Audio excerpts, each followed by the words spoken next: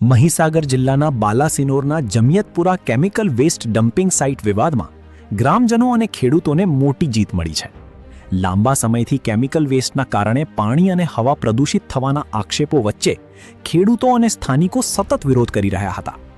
આખરે લોકોના આક્રોશ સામે ગુજરાત પ્રદૂષણ નિયંત્રણ બોર્ડ એટલે કે જીપીસીબીએ કંપનીને ક્લોઝર નોટિસ ફટકારી છે.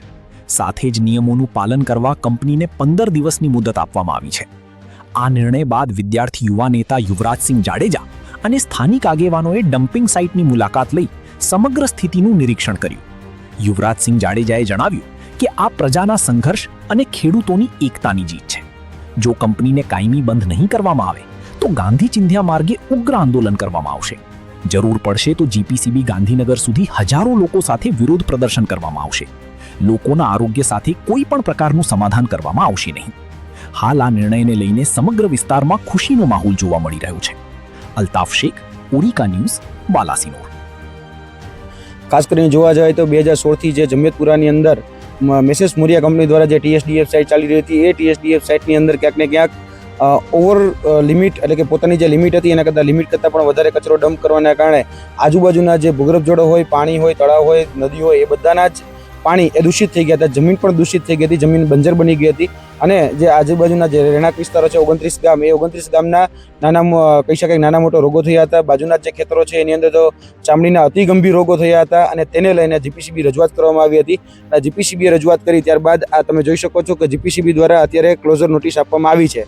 આ ક્લોઝર નોટિસ જે છે એમાં 15 દિવસનો સમયગાળો આપવામાં આવ્યો છે કે 15 દિવસની અંદર આ જે બહાર જે કહી શકાય કે ઝેરી કેમિકલ કચરો જે બહાર છે એ બહાર સાફ કરવાની જવાબદારી એ મેસેજ મોરિયા કંપની રહેશે. અને બીજી પણ 18 જેટલી કન્ડિશનો આની અંદર મૂકવામાં આવી છે.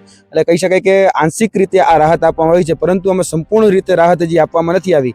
અમારી આ માધ્યમથી માંગણી છે કે એમાં સંપૂર્ણ રાહત આપવામાં આવે, સંપૂર્ણ રીતે આ જે સાઇટ છે એ સાઇટને બંધ કરવામાં આવે અને ખાસ કરીને જે અહીંના સ્થાનિકો છે એને રિમિડિયેશન આપવામાં આવે. આ જે સાઇટ જે છે એ અત્યારે ટેમ્પરરી રીતે ક્લોઝ કરવામાં આવી છે. તો એ જે ક્લોઝ સાઇટ છે તેની આજુબાજુમાં ઘણા બધી જગ્યાએ તમે જોયું હશે કે અહીંયા લીચેટ એટલે કે ઝેરી કેમિકલ કચરો એ બોખરું પાડી અને બહાર ઠલાવવામાં આવે છે. અને આજુબાજુના જે વિસ્તારો છે એમાં તળાવ હોય, પાણી હોય, એ બધા જ પાણીઓ ક્યાંક ને ક્યાંક દૂષિત થઈ ગયા છે. બીજું કે એનું જે સ્થાનિક તંત્ર છે એ સ્થાનિક તંત્રના આરઓ એટલે કે રિજનલ ઓફિસર અને તેની સાથે સાથે જે કલેક્ટર છે એ કલેક્ટરે પણ ક્યાંક ને ક્યાંક આમાં કાચું કાપ્યું છે. કારણ કે કલેક્ટરની, આરઓની કહી શકાય કે અહીંના જે બીજા અન્ય જે તંત્રો છે એની પણ પોતાની જવાબદારી હતી, પરંતુ એ પણ એને પોતાની જવાબદારી નિભાવવામાંથી ક્યાંક ને ક્યાંક અમને એવું લાગે છે કે આ ખાડા કાન કરેલા છે.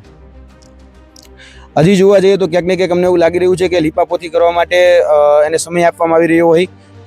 ક્યાંક ને ક્યાંક ગાંધારીની જેમ આ ખાડા કાન કરવામાં આવી રહ્યા છે, અથવા તો કહી શકાય કે કાને આ ખાડી પટ્ટી બાંધી અને એને સમય આપવામાં આવી રહ્યો છે. પરંતુ અમે એવું માનીએ છીએ કે આમાં જે સ્થાનિક કલેક્ટર છે, સ્થાનિક કલેક્ટરની જવાબદારી પણ મુખ્ય હતી, કેમ કે એ પણ આ કંપનીને સીલ મારી શકતા હતા. હજી સુધી સ્થાનિક કલેક્ટરે કેમ સીલ નથી માર્યું એ જ બહુ મોટો પ્રશ્ન છે.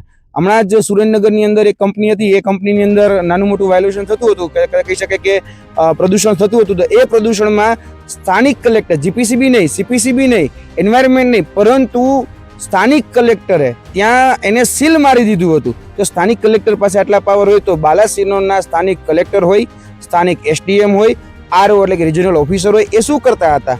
આ જીપીસીબી જો અત્યારે આ પ્રકારે એક્શન લઈ શકતી હોય તો અમે એ કહીએ છીએ કે હવે એવું કહેવામાં આવી રહ્યું કે 4,70,000ની કેપેસિટી હતી ડમ્પિંગની, એની સામે 5,40,000 મેટ્રિક ટન એ કચરો ડમ્પ કરવામાં આવ્યો છે. આ વધારાનો કચરો જે છે એ હવે ક્યાં ઠાલવવામાં આવશે અને ક્યારે ઠાલવવામાં આવશે? આ કચરો જે વધારે ઠાલવવામાં આવ્યો એના કારણે આજુબાજુના કહી શકાય કે પાણી દૂષિત થયું, હવા દૂષિત થઈ, જમીન દૂષિત થઈ અને જે માનવ જીવન છે એ માનવ જીવનની સાથે પશુ જીવન પણ ક્યાંક ને ક્યાંક આહત થયું છે. ઘણા બધા લોકોને રોગ થાય છે. આનું કમ્પન્સેશન એટલે કે વળતર કોણ આપશે? આમાં પણ વળતર આપવું જોઈએ, સ્થાનિકોને પણ વળતર આપવું જોઈએ. જે લોકોને ગંભીર રોગથી પીડાઈ રહ્યા છે, જેની પોતાની જમીન બંજર થઈ ગઈ છે, એ બધાને વળતર આપવું જોઈએ. આ માધ્યમથી મેં જીપીસીબીને માંગણી કરી છે, તમે જે ઈડીસી ઉઘરાવવાના છો આ કંપની પાસેથી, કદાચ બની શકે 1 કરોડ કે 1.5 કરોડનો દંડ ઉઘરાવો, પણ એ દંડ તમે ક્યાં વાપરશો એની તમારે સ્પષ્ટતા કરવી પડશે. દંડ ઉઘરાવીને જો તમે કદાચ સરકારમાં જમા કરાવી દેવા માંગતા હોય તો એના કરતાં આ જે દંડ છે એ સ્થાનિક જનજીવન જે અત્યારે ક્યાંક ને ક્યાંક ડારામોડર થયું છે એની પાછળ વાપરવો જોઈએ, એવી અમારી આ માધ્યમથી સ્પષ્ટ માંગણી છે.